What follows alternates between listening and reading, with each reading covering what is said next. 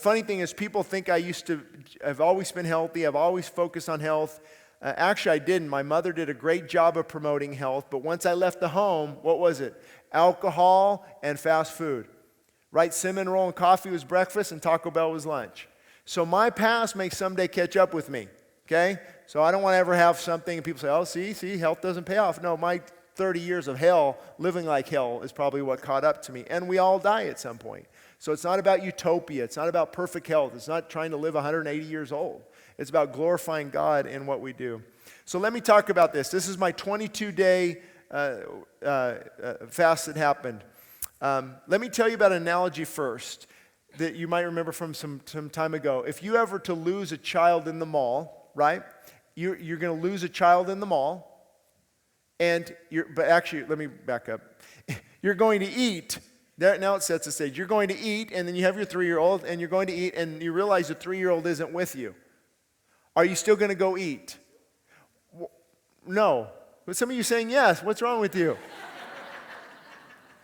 No, of course you're not. Because why? The hunger to find your child, the desire to find your child is greater than your desire for food. That's all fasting is. So the first week, I already explained this to you, I ate a very clean diet. The first few days went into water only, and then had the toothache, dealt with that. And then by week 2, my weight had dropped about 6 pounds. And the toothache hit, but I found that worship I started crying during worship. The Word of God came alive. Prayer requests, I wanted to pray with boldness, and I could feel the spiritual results of fasting and starving the body. But again, many Christians are surprised that they are not on a constant spiritual high when fasting. If somebody's just going to fast forward to this last message, I would encourage you to listen to both of them if you share this with others, because there's so much other stuff prior to this. So you're not going to be on a constant spiritual high. And that's why we quit. Many people quit. Shane, I don't feel good. This isn't working. That's not what you told me about. This doesn't feel beneficial. I feel like I'm sick. I'm not closer to God. I'm farther away from God. Guess what? That's normal. That's called feelings. I feel moody. I feel hungry. I feel grumpy. I don't want to be around God. That is normal to go through. And I felt that up until the second week. Then by week 3, I dropped 8 more pounds. So I think I dropped 15 pounds over the whole 22-day process. And I'm not focusing on weight. I don't think people should focus on weight. I'm only listing it so people can see the effects of fasting. And the question comes up on this, what about, I'm skinny, I can't fast. There's tons of studies of people fasting. Yeah, they lost weight, but after the fast, they actually gained back more weight and a healthy weight because the body cleaned itself and detoxed. Because being skinny and malnourished can be a sign of toxic burden as well. So yeah, if you might fast, lose some weight, you don't want to, but in the end result, you will gain some back and even more. So this is when week 3 was when I finally got off coffee. I dropped another 8 pounds. I was going into 9 days, water only. It's when I was given the antibiotics to take, but I opted not to take those. And again, I don't want to explain all that. But by the end of this week, the pain was gone in my tooth, and although I don't know what the future holds, at least everything was starting to feel better. And by this 3rd week, water only, I wasn't that hungry. I could have definitely eaten, but I was strong. I felt satisfied. I was preaching. Many of you didn't know it, but I was preaching on this 9th day about 3 weeks ago or so. And when you eat, I should have said this. After you start eating again, you will gain weight back. Don't freak out. That's the whole idea. So I've lost 15, right? In this whole thing, I've gained back about 8 of that, from about right in the middle. That's kind of what the goal should be. And again, it's not about weight. I'm just telling you how the body works. Now remember, fasting is not starving. Hunger does not keep increasing every day. And some people say that you should stay busy. Others say rest. I'm a proponent of rest. So I had a lot of rest as much as I could, but I also tried to stay busy. If it was a matter of caving in, like I come home and there's that organic beef from Costco. Thank you, Morgan. I'm leaving for a couple hours. Right? So I would stay busy because that was going to knock me off course. So I did that. I stayed busy, but I rested as much as I could. At one point in the fast, I heard that magnesium citrate was good for cleaning the intestinal tract. Thank you, Tony. But I ended up getting sick on it. Like felt really sick. It wasn't good. So I had a cup of milk, of almond milk, and a few nuts, and I felt better right after that. And again, a perfectionist would say, see, you messed up. Well, I'm not going to let that little 300 calories mess me up. And I had to actually preach in the morning as well because we had a luncheon or in the afternoon. So by then, it's coming to the end of the fast. Let me see where the point was. Oh, yeah, then I finally broke the fast on the 22nd day. Here's how I knew. As I was driving right over that hill, I had tremendous peace that it's over. It's over. I felt great. I'm like, God, I can start eating again? Oh, my Lord. I texted Morgan. I was so happy. I was so happy looking forward to vegetables and hummus. That's how happy I was. But I felt a sense of accomplishment. There was great peace. I'm done. And I think that God will show you when you're done with the fast. You don't have to push and push and push. So again, I went 14 days of water out of 22 days. 9 of those were in a row. I dropped about 15 pounds. And I thought of Herbert Shelton's quote at this point. He said, when a man learns his limitations in food consumption and he respects these, he will remain well. If he returns to coffee, tobacco, alcohol, poisoned soft drinks, and overworks and has late hours, unventilated bedrooms, and slothful living and overeating, he will cause the disease to return. He's wrote an incredible book, Herbert Shelton. It was one of the most recognized fasting books, and I can get the title for you. I don't have it on hand. I think even 50 years ago. It was very good. It's a medical book. See, medical books.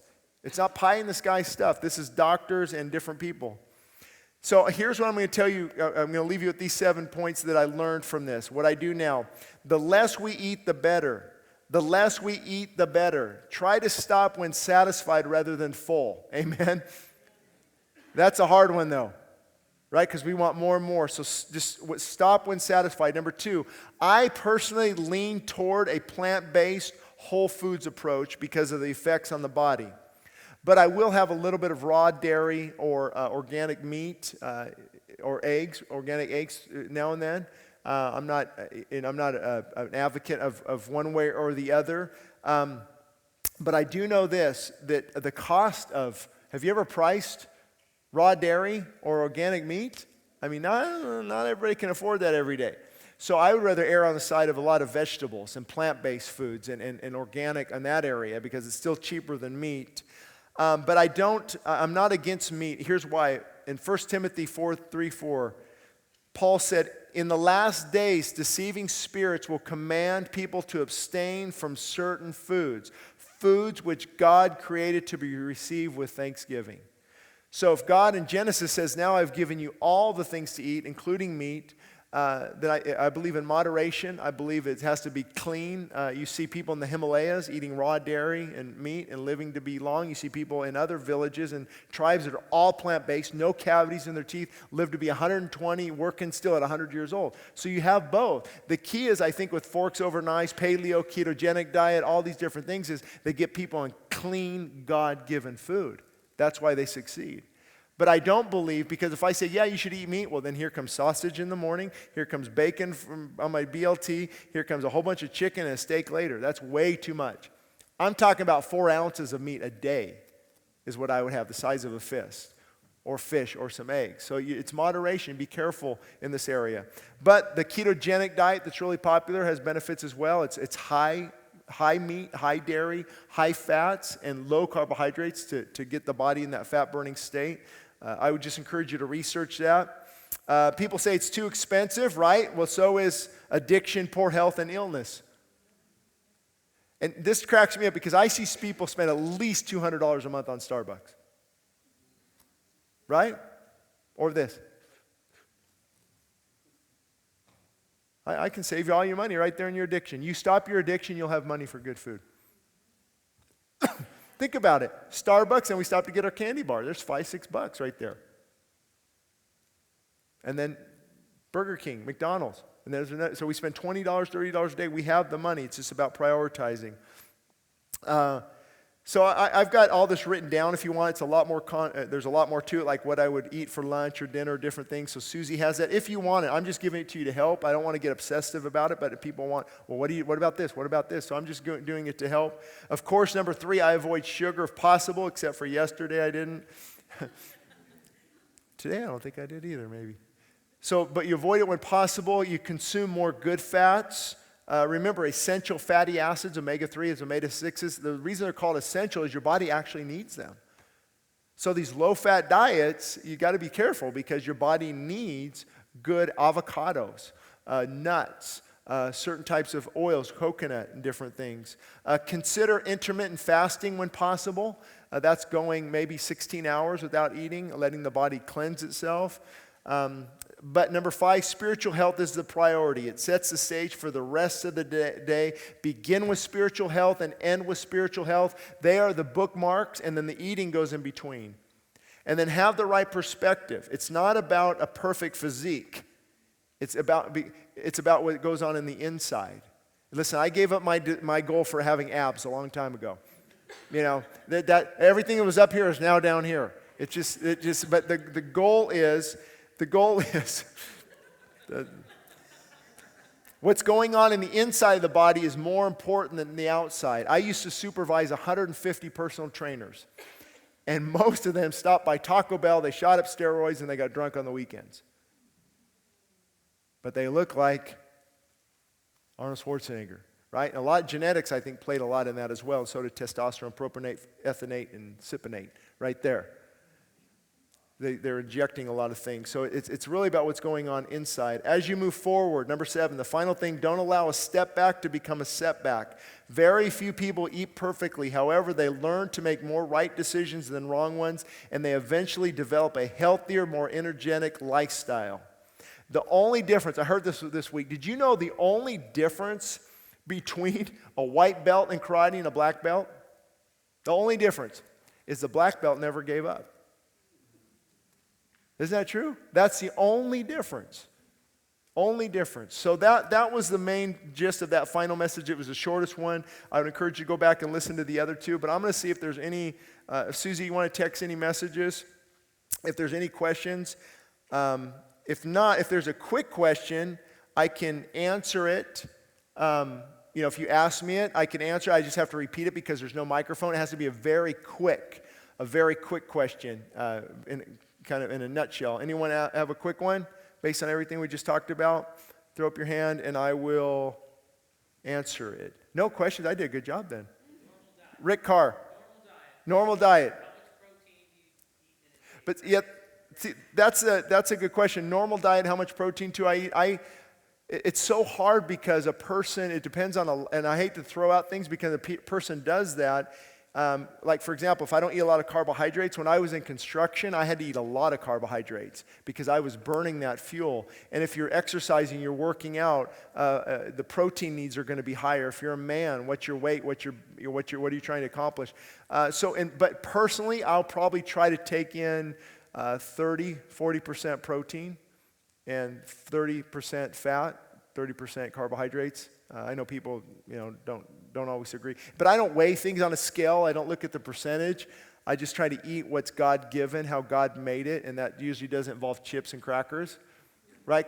But I have chips and crackers. But it's about making more right choices than wrong choices. So does that answer your question? Okay. Anybody else? Okay. You first? When you talk about Sugar. There's good sugar and there's bad sugar. Yes, good point. So when you give up sugar, are you going to give up fruits as well? Well, that's a good point on giving up. What do you do with sugar? What I'm talking about is refined sugar. Something like honey, God created. You have all the enzymes. You have the perfect, actually they say that raw milk and honey are the perfect foods. Funny, we read in the Bible, I'm going to give you a land flowing with milk and honey. So I'm not against honey in the right forms. But you can research honey. Sometimes they cut it. I don't know if you know what cutting it means. It means they put a whole bunch of junk in it that's not good. So you have to go for dark, organic, maybe local. But I would do honey and also fruit. I'll eat a pound of fruit easily. Papayas, strawberries, berries. unless I'm doing like a ketogenic approach. And if you guys have questions, Tony's going to be available too. He knows a lot more actually on this than I do. It's more of a ketogenic approach where you limit fruit, you limit carbohydrates because you want your body to be in a fat-burning mode. So if I'm taking a lot of fruit, that's going to be fructose. That's going to be my energy. It's not going to go to the fat as fuel.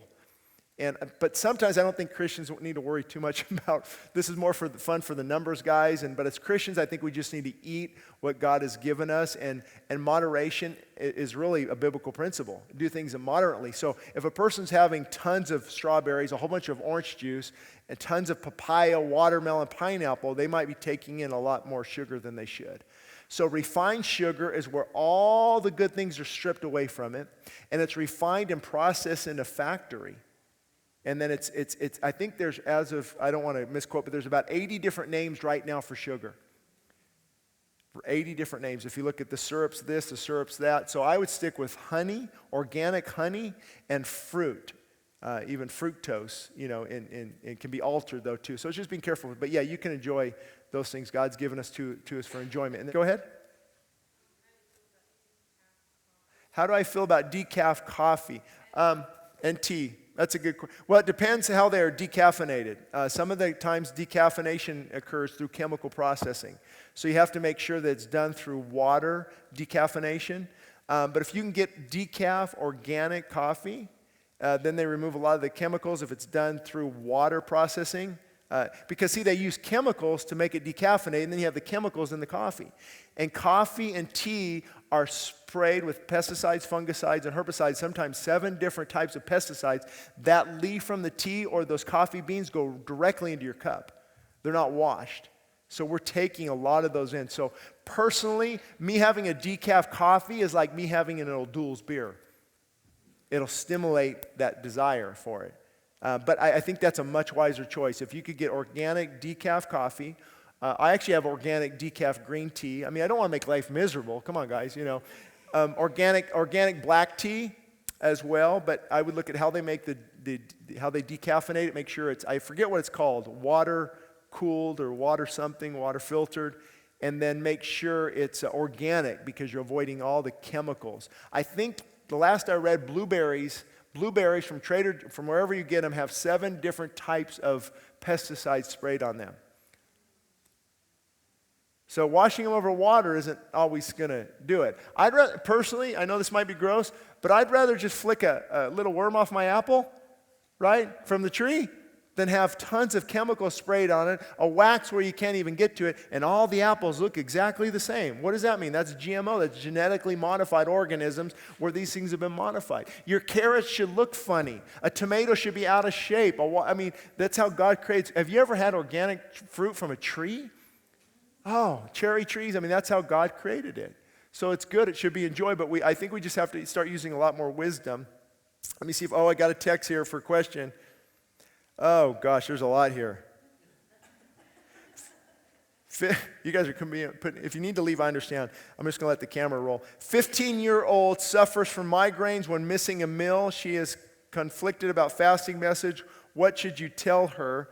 You know what? That's a really good question because I would have to, or she could actually talk to Tony. You have to look at what the current diet consists of. Because are the headaches being caused because when you stop food, you're stopping also the chemicals that your body's addicted to, the caffeine, the sugar. So when you stop that, you're going to get tremendous amounts of headaches. Especially if you go off caffeine, your head's going to be pounding. So I would have to look at her diet and see why the diet is maybe causing the migraines. So it might not be the fasting, it might be the detoxing that's causing that. So you can talk to me or Tony afterwards. That's what I would tell her. Test for low electrolyte salt. How do you prevent this from happening during an extended fast? Believe it or not, the body has actually stored vitamins, minerals, and electrolytes into the cells of the body. So as you're fasting, these reserves are pulled from the body and allowed to be used during the fast. However, I do recommend if you want to take vitamins or minerals or electrolytes, there's some water out there that has that in there. You can take some in tablet form. I would say a short fast of a week or 2. I wouldn't worry too much about that, but if you're going, 3 or 4 weeks, maybe I recommend medical supervision. at that point. But I can get my blood work done now. I can read my blood work. I can test my own vitals and kind of learn through all that. But your body can store. It's not like 2 days later you're out of electrolytes. It's actually stored in the cells for future use. Suggested research on homemade bone broth. Yes, that's really good. But you don't have time to prepare it. Suggests alternatives. Yes, Dr. Axe has good bone broth as well. Or there's organic bone broth you can buy in the Whole Wheatery or Trader Joe's. It's organic bone broth. Bone broth is from the bone. They allow bones of the animals and different things to soak, and it becomes this fluid that is very high in electrolytes, very beneficial for you in regard to vitamins and minerals. So you can find organic bone broth. I think it's about $3 for a little, 4-cup serving of it. Would you suggest fasting from a certain food first to start, or all food? I would suggest getting off of the addictions first. Because here's why fasting is so hard for me sometimes. Okay, I'm going to start, right? That means I'm going off of sugar. I'm going off of coffee. I'm going off of meat. I'm going off of processed foods. I'm going off of Krispy Kreme all at the same time. There's going to be hell to pay for that. So you wean off of those things. But you could, okay, this week I'm going to wean off of meat and dairy and sugar. I'm going to get just clean eating for this week. And you'll see that's hard, but your body starts to adjust. If you can go from getting off of all the addictions into clean eating, limited eating maybe just after lunch and dinner, and then go right into fasting, it's 10 times easier. I think we make it much more harder than it should be because of the addictions. Trouble staying in a spiritual state of mind during work days. Me too. How do we continue fasting when we continue to work?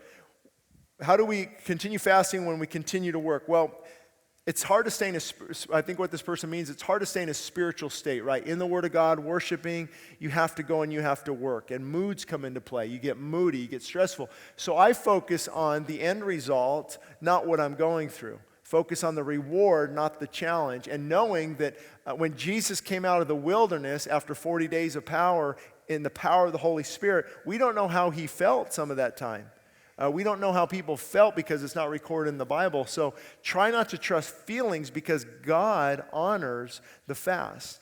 Even when I stopped when I did the 7-day fast in August, right then is when Fox News called. Why is Fox News going to call me to fly to New York?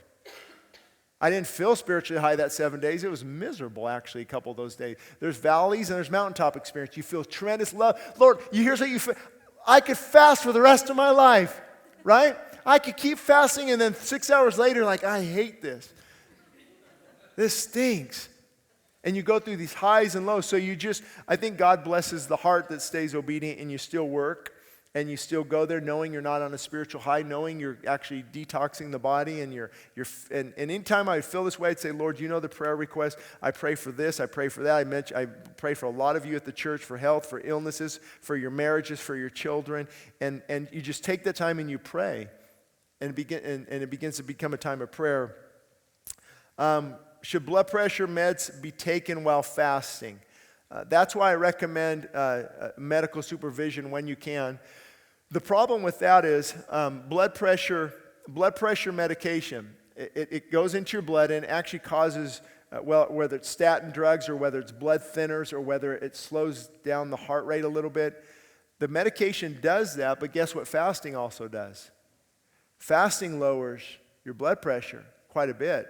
I've seen numbers, the diastolic and the bottom and the top number drop a person was 180 to 120, over 120. And then they dropped, then they're 120 over 675 in a month. But you have to be careful because your blood pressure medication is lowering your blood pressure and fasting is lowering it, so you could be over-medicating. So that's why it'd be good to go to a doctor, maybe get a blood pressure machine, they can monitor you.